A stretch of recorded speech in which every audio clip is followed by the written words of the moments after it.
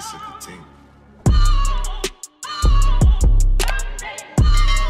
Ladies and gentlemen, welcome back. We got Chart Talk 108 coming at you right now. Market's pretty exciting right now. Volatility's hitting, so let's get right into the market outlook. All right, so stocks have a lot of headwinds in front of them. So we've been, we're in this long-term uptrend since the beginning of COVID, really. And a lot of that uptrend was powered by the Fed. There's an old saying in trading that says, don't fight the Fed. When the Fed is injecting a ton of money into the market like they have been the past year and a half, typically the stocks go on a vicious uptrend. Growth stocks love it. They go on a huge run. And we've seen that for the last year and a half. For the first time, we're seeing the Fed turn their stance a bit. They're about facing now because inflation is running so high. Jerome Powell just said, don't expect inflation to be transitory. And that was a very important sentence because that takes his stance from a dovish outlook, which is, for the market, pumping money into the market, to a hawkish outlook, which is more of, rising interest rates and things like that, so they can peel back their quantitative easing program so they don't have to inject so much money into the market. And typically, when that happens, we see growth stocks plummet. We see the market pull back a lot for a few months. I'm not saying we're going to, market's going to crash or anything like that. I'm just saying the help we had in the market from the Fed is changing, and it's very wise to take note of that change. I don't expect growth stocks to really, skyrocket like we have seen the last year and a half. And to couple that, this Omicron variant, that has less to do with the market than the Fed does. It's really the Fed that is having me change course and thinking, we're not as bullish in an environment. We saw the market top a few weeks back. We've seen a bunch of selling hit the market. It's looked drastic, but if you look at stocks from a long-term uptrend stance, I'm looking at the SPY now in the last year. We're 4%, 3% off all-time highs. It's been really not much selling. So, now we got that bounce today. Looking sectors-wise, we can see, we're seeing energy led the way today, industrials, materials. We're seeing more of the value stocks bounce back. And then you look at the Qs, they're only up 0.8% today. If you look around, everything else was up 1.5%, 2%. You look at financials here, up 1.5%. So, we're really seeing growth stocks take the brunt of this, market turmoil, if you will. So, foot off the gas right now. Bennett, what are you thinking over there? So again, very similar, like what you mentioned, SPY's only 4% off highs. Again, even with that little bounce today where most would like to hope that like 450 is going to be this like new area of support, but I just don't really see it. If we look at the small caps, they've had a technical correction. They're 12% off their all-time high. They're back within their relevant range. They've been trading this past year. So I think it would be more helpful for the market if we actually pulled back in and had an actual correction like what we saw back in kind of September, which wasn't a correction percentage-wise, but we had that little pullback for a few weeks. We started to base out, and then we had this next leg where it's still too premature in this little bit of a pullback that, again, the market's not going to drop in a straight line down. It's going to have, this push down. It'll have those bounce highers, and usually we continue to see those, lower highs and lower lows. And I think one of the key things for us is we're seeing utilities breaking out, which is, people are looking, for risk-off investments, and they're looking to rotate out of, you mentioned like growth names. They're looking to buy the most boring things, which is going to be utility. So I think as we continue to see utilities breaking out, I think this could be like our first clue of when we'll see like a short-term bottom in the market. If we can get an extended move in the utilities as everyone kind of piles into these safer stocks, when they do get extended and everyone's in those, that'll probably be the opportunity to start looking back at some more of those growth names. Absolutely. Couldn't agree more. Yeah. All right, Chicks, you want to get some top ideas?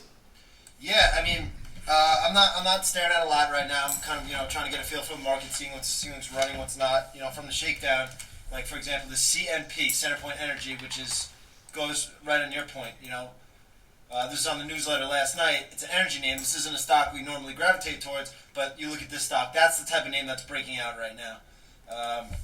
So off that, and we're seeing I really like this ZIM. It's a shipping stock. So we all know about the supply chain crunch, blah, blah, blah. These earnings are insane because they're a shipper. So they're up, I don't know, earnings were up 200% or something like that. Sales growth was insane. So I think this one could really run through 5750 area. I think that one looks really good. We look at this DRVN. So they own a ton of mechanic shops, car washes, things like that across the nation. They own over 1,000 car washes, all the Meineke care centers, things like that. So this one could run, I think, through that 33 area.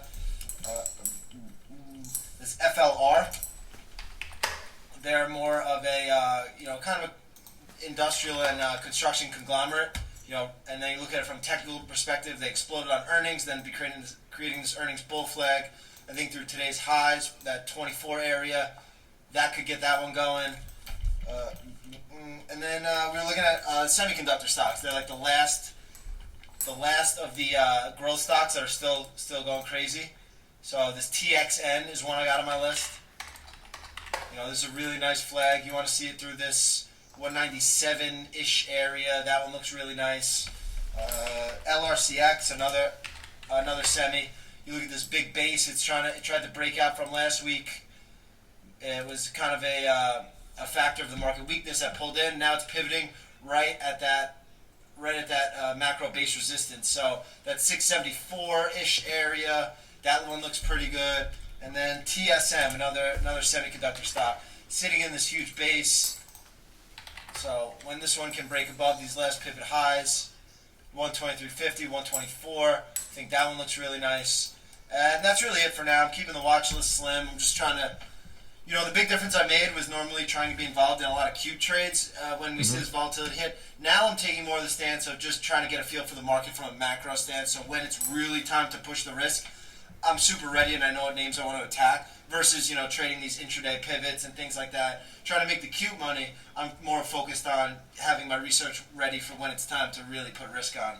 So keeping the watch list slim. What are you looking at over there? I think one of the main names you're looking at was the emphasis of every name you mentioned had a significant base. And then the morning call this morning, we were going over that. Even MELI is a good example of what we don't want to look at the moment. MELI is almost 50% off highs. These are the names when it starts to look cheap. Looks like these easy. You can buy the low here versus 1,000, and you can potentially make 100%. But when you mention that base, it's these names that have gotten taken, which really have to start to base first before they're going to really find some real support and have some substantial moves off those lows. Then, and even you look at this MELI, if you look back at in early March, you saw from 2,000 pulls on a 1,400, and it still took that better part until July before it based for those many months, and then had that move back to the retest. And we're still kind of in a lot of these names that are getting beat up that they still need weeks and months of time to base, where we want to avoid kind of those bottom picking names that look like they're amazing deals at lows. But again, that's just going off your point. But for the few that I'm looking at, again, more macro wise, first one is HSY. This Hershey's up through this 182. We can see this defined level going back from July. We can see, even given the market weakness, we've continuously seen higher pivot lows as the 200-day continues to kind of act as support. This would not be a name I'm looking to buy tomorrow, fourth day up if it's going to go. But if it can consolidate for another week or two, that'd be one to keep on the radar. The CIEN, little earnings flag. It does have earnings on the 9th. So this could be a potential opening range breakout. But again, we want to wait until after it reports on the 9th. Let's see, the other one, we have this DRI. Same thing, this has been in this flag or this base since March, battling in this kind of 135, 150 area. So this is one that, again, has been setting up for many months now. And you have that kind of those defined outs. Aflac, another one. Again, Shaker was joking about this one that we're watching up to 58. Goldman still looks good, eventually up to that 420. And last but not least is ALRM. But this one we want to be careful with, just given that it has come into the support area multiple times now. So it's if you can get a high volume break up through kind of 80, 82 versus these lows, it could be a little trade in this range between 82 and 94. But we want to keep a very close eye on that area. When it does get back down to support, this could be one of those prime candidates. When it does come back to 76, it's probably going to smoke that support level lower. So it's just one to maybe watch and see versus keep too close an eye on. All right. I got one more for him. STLD, short. Thing can't bounce, sitting on its 200 day.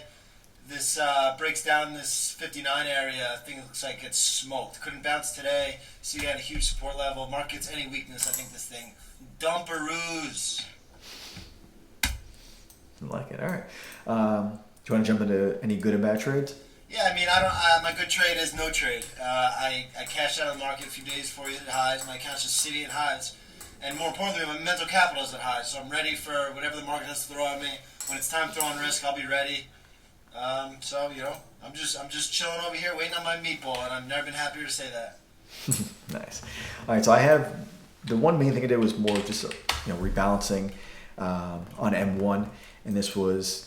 I basically took profits in two of the names that I was up quite a bit in, and I added to two of the names that I'm down quite a bit in. So first one was this Etsy. We started to build in this name kind of up through this 170 area earlier in June. We saw it kind of take out that retest and push new all-time highs, and as it started to kind of get smoked and come back under that prior breaker level, that was the time to take some profits. I believe I was up like 50% in it, so took some profits in that name along with Apple. Again, kind of same story. If you look at both these charts, we're taking profits of these names when they're kind of top right of their daily charts. And I had to buy the two worst performers, which was Baba and Bumble. So again, Baba and Bumble look the complete opposite of Apple and Etsy. These are near their 52-week lows, but we're taking the profits from those winners, adding them back to the names when they're a little bit more beat up. And this is not really something I would do from a swing trading standpoint, but if I'm looking at added this name now and hold it for at least a year or two, buying it down here at 100, there's no reason why I couldn't be selling it at 200 or higher, and that's just that constant rebalancing aspect. You think Baba's getting delisted? These new Chinese laws?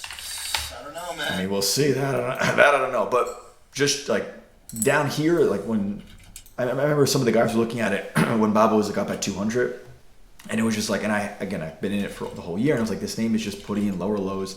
Like that is not the opportunity or the spot where we want to be looking to get into it. But now that it's starting to get really beat up, much the downtrend, the down moves are much quicker. Maybe we're getting closer to that capitulation, and maybe it still has to push down through 100. And I still thought that kind of a few months ago that we could still see a move down through 100 before we really see like an actual low in this name.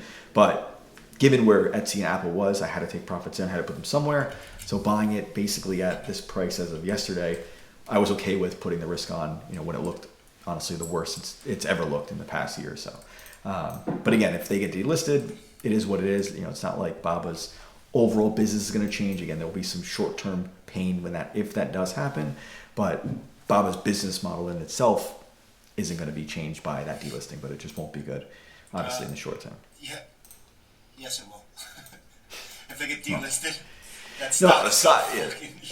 Yeah, I'm saying the stock in the short term. Yeah, people will panic a bit, but I'm saying what Baba's business model, like what they actually do, is not going to change on a day-to-day basis because of that delisting. The stock, will get beat up a bit. If you can't trade it on any exchange, do you think that affects stock price? Well, I mean, if you can't buy it on the NYC, you can still buy it. It'll be just an ADR. But it is. Okay. That's what it is. You want to hear the restructure I did in my long-term portfolio? I sold everything except Apple, so now I have 15% Apple and 85% cash, and that's my portfolio. I like it. All right, book of the week. Yeah, book of the week. I got into a new good one today. I saw a quote somewhere on Twitter, and it gravitated more towards this book. It's called The Mental Game of Trading by Jared Tendler. I got into the first few chapters today. It's kind of in the Denise Shull school of thought, where she of course wrote Market Mind Games, and then she was the inspiration and whatever for Wendy Rhodes and Billions, where their main goal in trading, they say try to be emotionless, don't have emotions. Where they more say use your emotions, recognize your emotional patterns, and kind of take advantage of yourself when you're noticing these things. We use it, like a high five sell signal. When you want to go high five someone about your position, that's probably a good time to take profit. But he dives into it a little deeper and looking at your mistakes from trading. There's A mistakes, B mistakes, C mistakes. C mistake is like a really, really dumb mistake you need to correct. A B mistake is like an execution mistake, and an A mistake is something that you've learned fresh something off of. So it's going through your trades, labeling your C mistakes as like, all right, I know why this is a mistake. Then your B mistake, for example, it's like, I should have let this one run longer. I cut my profit too early because I was too emotionally this or that. And then a mistake is like a new mistake you're learning about yourself and trying to incorporate to your game. So I'm just getting into this one, but I've been a big hater of most of the trading books I read lately, and I can tell this one's gonna be a lot better than anything I've really read. I feel a lot of trading books are too blanket and technical, meaning like in a perfect situation do this, and in a non-perfect situation doesn't really talk about it. And trading is very non-perfect, as we know. So I'm excited to get into this one, different types of mistakes, and apparently he lays out different ways to correct these mistakes and how you can just profit off them. For me, for example, it's like I don't love having a huge position to swing too long. So if I'm up big on a 3-day swing, I'll probably take a lot of profit off the table. One I can look back on right now is this Roblox, where I bought 96 versus 93. I had great stock. I was taking a lot off 108, 109 because that was 3-to-1 profit, risk reward. But I know a ton of momentum traders who were buying 110, and that eventually went to 140. So I could have done a better job, taking advantage of that move versus being, looking to take profit because it hit a 3-to-1 price target. So that's just something, I could personally work on. So I think this book will be a good one. Mental Game of Trading by Jared Tendler. What are you reading over there?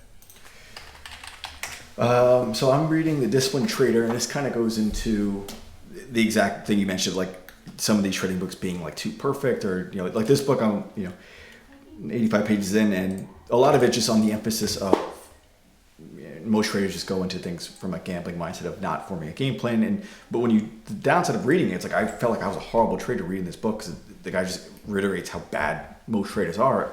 But as I'm reading, like we form game plans, like we know our risk reward, things like that. There was one good point he did mention where, and we get a lot of these DMs where the person will DM us and they'll be like, I need to make money right now, or I need to, especially it's more so with people who don't start with a lot of money. We get those DMs where it's like, I have $100, how quick can I make it to 200? And it's like, if that's like your mindset initially, it's like that money's gone. Like as soon as it gets put in the market, you don't have like the patience to let that money grow. It's an insignificant amount of money to begin with, no matter your own situation. But he had one of those points where it's just like, if you're coming into that mindset with this rush of I need to make money, I need to make a certain amount every single month, very rarely that's going to happen. If anything, the opposite of that is going to happen. And that was one of the points that I was like, that really resonated, especially because of a lot of people that we've spoken to when they first kind of come to us. Yeah. But other than that, very similar to what you mentioned, like, a lot of it's just too broad. And it's really, in the end, it's like this guy talks about how he blew up his account and then he became this amazing trader. We're 90 pages in and he hasn't mentioned a single stock yet, which in its own sense is kind of impressive, that you can write 200 pages and not mention a trade about trading. Well, I read that book years ago. I hated it. Yeah, I wasn't. Even the last trading book I had. That falls into my category of like, you're probably not that great a trader. You can read a lot of books so you can regurgitate what you read. Yeah, I'm trying to be. I mean, the last trading book we had that I went over was crappy. So I'm trying to give this guy a little bit of fluff, but yeah, also would not recommend this one. But the one you're reading, actually, I'm actually going to order it right now because I've been doing a lot of these trading reviews, and I've been getting I feel like a little nicer in the reviews I've been doing because I don't want to I feel like years ago I was much harsher, and now I'm trying to be more open-minded to the mistakes they're making. But when you mention those 3 different ones, like just a first-time kind of mistake or an execution mistake, like then I can maybe do these reviews a little bit more efficiently. So I'm definitely gonna have to read the book that you're reading. Yeah, well, to your credit, I think when we were back at the firm, it was like champions to be a dick. Like the bigger dick you are, if you were making money, the cooler you are. So we had to unlearn a lot of lessons in these last few years. Yeah, getting soft over here. I'm like, oh no, but it's I guess just better constructive criticism than again what we thought was the right way from many years ago. Yeah. All right. So. Well, with that, I'm getting out of here, folks. My day is over. Bennett, I'll see you next week. Guys, I'll see you the same. Give us a like, comment, subscribe, whatever you want to hear, whatever you want to talk about, we're here for you. And with that, we out.